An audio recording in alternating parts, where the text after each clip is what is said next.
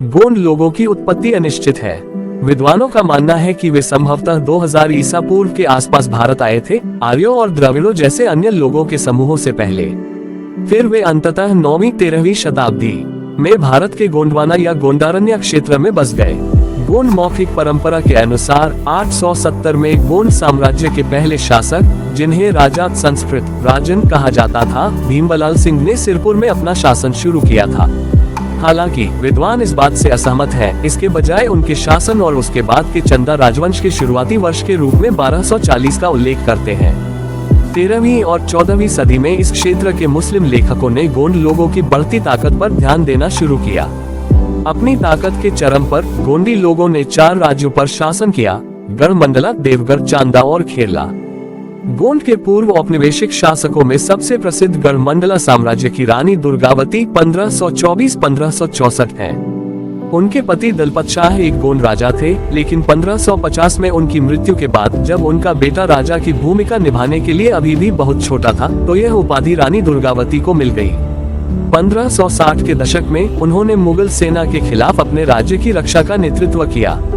उनकी पहली रक्षात्मक लड़ाई सफल रही, लेकिन दूसरी में वे घातक रूप से घायल हो गयी। 24 जून 1564 को उनके घावों के कारण उनकी मृत्यु हो गई, जिस दिन को आज भी बलिदान दिवस के रूप में मनाया जाता है।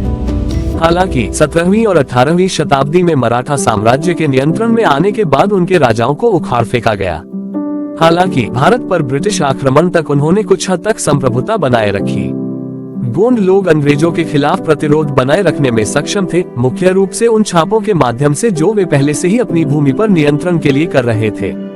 किसी भी समूह के लोगों के लिए संस्कृति उनकी कला, धर्म, मूल्यों और अन्य पहलुओं से बनी होती है, जो उन्हें लोगों के समूह के रूप में अद्वितीय बनाती है। गोंड लोग वास्तव में कई छोटे समूह हैं जो इस एक आदिवासी पहचान के तहत एकीकृत हो गए हैं, और उनकी संस्कृति के सभी तत्व पूरे गोंड जनजाति में साझा नहीं है। ऐसा कहा जा रहा है कि कुछ सामान्य विशेषताएं हैं जो ध्यान देने योग्य हैं। गोंडी लोग अपनी कला के लिए काफी प्रसिद्ध हैं। इसमें टैटू शामिल है, जो काफी आम है। अन्य कलाएं नृत्य, गायन और चित्रकारी हैं। पारंपरिक वाद्य यंत्रों में तार वाले बाना और किन्नरी शामिल हैं। कहानी सुनाने वाले उनके पेशेवर वर्ग, जिन्हें प्रधान कहा जाता है, कहानी सुनाने में सहायता के लिए संगीत का उपयोग करते हैं, जिससे गोंड लोगों की पौराणिक कथाओं को जीवित रखा जा सके। उनके साथ एक पेशेवर संगीतकार होता है जिसे धुलिया के नाम से जाना जाता है। धुलिया एक गोंडी व्यक्ति होता है जो इस पेशे में पैदा होता है, ठीक उसी तरह जैसे हिंदू जातियां समाज के भीतर कुछ भूमिकाएं निर्धारित करती हैं।